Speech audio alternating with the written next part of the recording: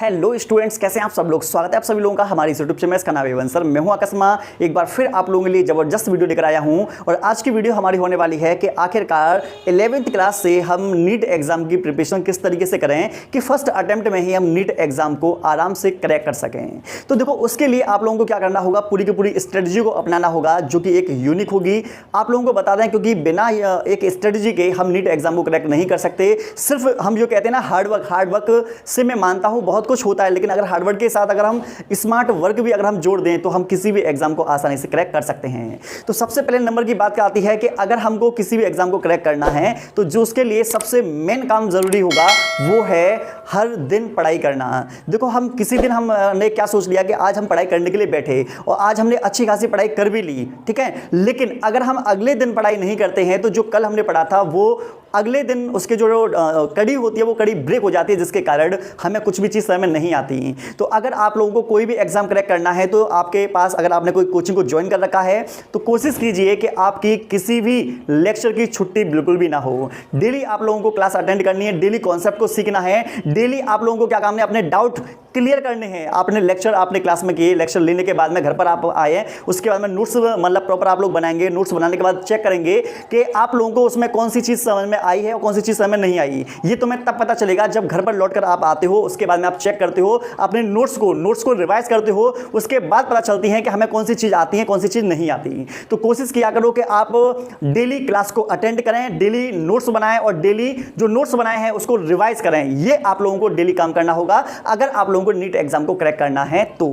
दूसरे नंबर का हमारा आता है कि सर हम फर्स्ट ईयर में है, अभी हमें नीट क्रैक करना है तो हमें कौन सी बुक ले लेनी चाहिए। देखो, मेरा मानना यह है कि अगर आप लोग मतलब 11वीं क्लास में हैं तो आपको क्या करना है, आपके पास एनसीईआरटी तो होगी, ठीक है। तो आपको क्या काम करना है, आपके क्लास में नोट्स पढ़ाए जाते होंगे तो आप पहले नोट्स पढ़ लीजिए, ठीक है। नोट्स पढ़ने के बाद फिर रिवाइज कर लीजिए। उसके बाद जिस चैप्टर में आप लोगों को मतलब जो चैप्टर क्लास में चला है उसी चैप्टर से रिलेटेड आप लोगों को बुक निकालनी है, बुक में वो चैप्टर निकालना है। चैप्टर्स में वो आप लोगों को क्या करना है, पूरा का पूरा लर्न करना, पूरा का पूरा आपको रिवाइज करना है अच्छे तरीके से। ये नीट के लिए सबसे अच्छी बुक जो मानी जाती है बायोलॉजी में तो मानी जाती है आप लोगों की एनसीईआरटी। और एनसीईआरटी के जो एग्जाम्पलर के जो क्वेश्चंस होते हैं वो बहुत ही अच्छे माने जाते हैं, क्योंकि ये क्वेश्चंस जो होते हैं कॉन्सेप्ट वाइज होते हैं, रट्टाफिकेशन वाला मैटर इसमें नहीं होता। तो ज्यादा से ज्यादा कोशिश करें कि आप एनसीईआरटी को कम से कम फर्स्ट ईयर के अंदर ही कम से कम आप लोगों को 3 से 4 बार आप लोगों को रिवाइज कर लेनी होगी, ठीक है। जब आप इसको इस तरीके से कर लेते हो तो एनसीईआरटी की जो लैंग्वेज है, एनसीईआरटी की जो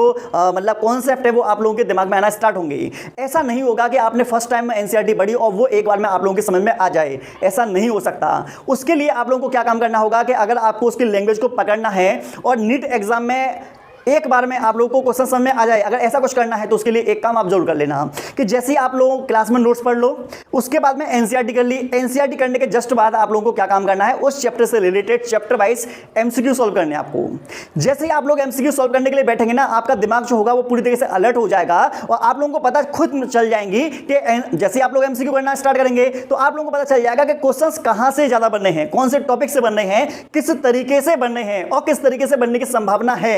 ये सारी चीजें आप लोगों को पता चल जाएंगी। जैसे एमसीक्यू करें तो एमसीक्यू में कोई भी टॉपिक मतलब कोई भी क्वेश्चन आपको समझ में नहीं आता तो तुरंत आप अपने एनसीईआरटी के पास जाइए और वहां पर उस कॉन्सेप्ट को फिर से रिवाइज करने की कोशिश कीजिए। अगर आप इस तरीके से अगर आप पढ़ते हो, पहले नोट्स फिर एनसीईआरटी फिर एमसीक्यू और एमसीक्यू के फिर जस्ट बाद आप लोगों को फिर नीट के लिए आप लोगों को एनसीईआरटी लेनी है। ये अगर आप लोगों ने तरीका अपनाया तो यकीन मानिए आपके एमसीक्यू जो होंगे आपको उसकी लैंग्वेज भी समझ में आएगी, वो क्या कहना चाहता है वो भी आप लोगों को समझ में आएगा, प्लस आपके कॉन्सेप्ट भी अच्छे बनेंगे और नीट एग्जाम में आराम से आप उसकी लैंग्वेज को समझकर आराम से क्वेश्चंस को सॉल्व भी कर पाओगे, आपको कोई भी दिक्कत नहीं होगी।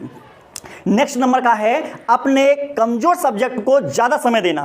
देखो, हमारे अंदर एक विशेषता क्या होती है कि हमारे जैसे हमको क्या है, बायोलॉजी पसंद है तो हम क्या काम करते हैं, ज्यादा से ज्यादा समय हम अपना बायोलॉजी में लगाते हैं, फिजिक्स में हम थोड़ा कम लगाते हैं, जिससे कि नीट एग्जाम वाले समय हमें क्या होता है, बायोलॉजी में तो हम कॉन्फिडेंट रहते हैं लेकिन फिजिक्स में हमें डर लगा रहता है, ठीक है। या फिर हमको ऐसा होता है कि हमने केमिस्ट्री को अच्छा कर लिया, बायोलॉजी अच्छा कर लिया, नहीं फिजिक्स को अच्छा कर लिया, बायोलॉजी अच्छा कर लिया, केमिस्ट्री को कभी कभी छोड़ देते हैं। तो आपको बता दें, जिस चीज को आप कम पढ़ोगे, जिस चीज को आप कम समय दोगे वो आप लोगों का वीक रह जाएगा। सीधा सिंपल सा है, आपको बता दें जिस सब्जेक्ट में अगर आप लोगों को लगता है कि कोई सब्जेक्ट हमारा वीक रह गया है तो आप ज्यादा से ज्यादा आपको क्या काम करना है, उस चैप्टर से रिलेटेड, उस सब्जेक्ट से रिलेटेड आपको वीडियोस देखनी है। बेस्ट जैसे यूट्यूब, आप यूट्यूब का सहारा ले सकते हो, बेस्ट टीचर्स मिल जाएंगे, लेक्चर्स अटेंड कीजिए जिससे कि वो आसान भाषा में आप लोगों को समझा पाए।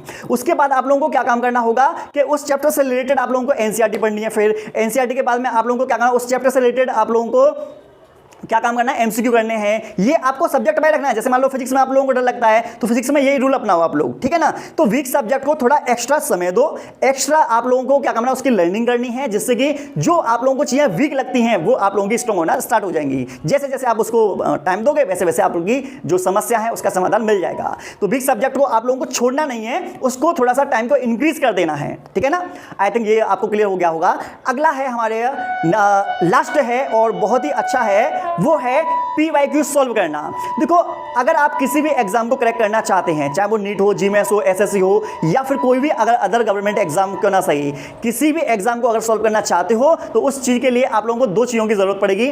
पहली चीज है कि जिस चीज की हम तैयारी करना चाह रहे हैं उसकी हमें यह पता होना चाहिए कि उसमें क्वेश्चंस कैसे पूछे जाते हैं, कैसी लैंग्वेज है, ये हमें आइडिया होना चाहिए। और ये आइडिया आप लोगों को लग पाएगा एमसीक्यू के आधार पर, और एमसीक्यू कौन से वाले, प्रीवियस ईयर के, जिससे आपको ये आइडिया लग जाएगा हमारा चैप्टर हो गया, हमारा टॉपिक हो गया, हमारा सब्जेक्ट कवर हो गए, अब हम क्वेश्चंस करने के लिए बैठे तो हमें ये पता चल जाएगा कि हाँ हम हमसे क्वेश्चंस हो पा रहे हैं या नहीं हो पा रहे, बस में नहीं। और दूसरी चीज है कि अगर मान लीजिए हमने एक तो ये कर लिया, दूसरा है हमारा टाइम मैनेजमेंट। देखो बहुत सारे बच्चे होते हैं क्वेश्चंस को तो सॉल्व कर लेते हैं, मैटर नहीं करता, लेकिन विद इन टाइम के अंदर क्वेश्चंस को सॉल्व करना ये मैटर करता है। हम घर पर आकर मतलब कि पेपर सॉल्व करते हैं तो बहुत आसानी तरीके से कर लेते हैं, लेकिन एग्जाम हॉल में हमसे नहीं हो पाता, क्योंकि एग्जाम हॉल में प्रेशर रहता है हमारे ऊपर, टाइम एक लिमिटेशन होती है, हमारे पास घड़ी सामने होती है, ऐसे समय निकल जाता है, हम लोगों को पता नहीं चलता। तो आप लोगों को बता दें आपको क्या काम है, अगर नीट एग्जाम को क्रैक करना है तो ज्यादा से ज्यादा आप लोगों को प्रैक्टिस करनी पड़ेगी, ज्यादा से ज्यादा क्वेश्चंस को सॉल्व करने पड़ेंगे, ज्यादा से ज्यादा कॉन्सेप्ट सीखने पड़ेंगे, और ज्यादा से ज्यादा आप लोगों को मॉक टेस्ट लास्ट समय में लगाने पड़ेंगे। जब आप इस तरीके से कर लेते हो तो मॉक टेस्ट से आप लोगों को क्या फायदा होने वाला है।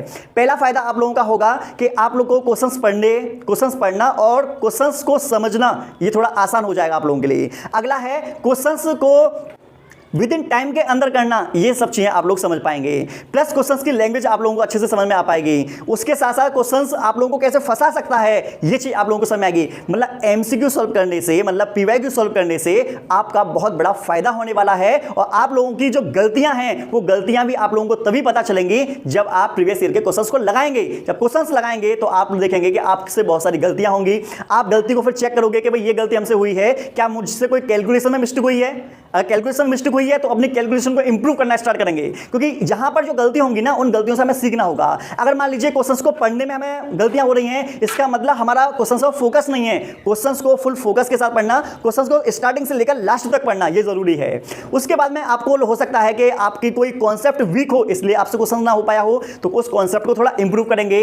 हो सकता है कि आपने क्या काम किया, क्वेश्चंस तो सही सलामत लगा लिया लेकिन गोला कभी कभी गलत भर लेते हैं, तो हमसे बहुत सारी गलतियां हो जाती हैं। तो इन गलतियों को हम एग्जाम से पहले सुधार सकते हैं, और एग्जाम से पहले ही सुधारना पड़ेगा, क्योंकि यही गलतियां एग्जाम में अगर हम करेंगे तो हमारा सिलेक्शन कैसे होगा। सिलेक्शन हो ही नहीं सकता, क्योंकि सिलेक्शन लेना है गवर्नमेंट मेडिकल कॉलेज में अगर हमें जाना है तो 650 के लगभग आप लोगों को लेकर आना पड़ेगा, और ये तभी पॉसिबल है कि जब हम लोगों के नेगेटिव क्वेश्चंस कम से कम होंगे, क्योंकि आप लोगों को पता है नेगेटिव मार्किंग अगर आपने ज्यादा क्वेश्चंस गलत कर दिए तो आप लोगों का सिलेक्शन कहां हो पाएगा, आपके नंबर जितने आने चाहिए उससे और कम हो जाएंगे। समझ रहे हो नहीं आप। तो इस तरीके से मैंने आप लोगों की पूरी रणनीति बना दी है।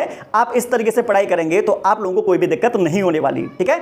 इससे आगे अब मैं जो वीडियो लेकर आऊंगा वो मैं बताऊंगा कि हम नीट एग्जाम घर बैठे तैयारी कैसे कर सकते हैं, ठीक है। अगर आप लोगों को वीडियो अच्छी लगी हो तो लाइक करें, शेयर, सब्सक्राइब करें, और मैं आई कार्ड्स में वीडियो लगाता हूँ, एंड में वीडियो लगाता हूँ कुछ इंपोर्टेंट, उन वीडियो को भी आप लोग जरूर देखा करो। मिलते हैं नेक्स्ट वीडियो में।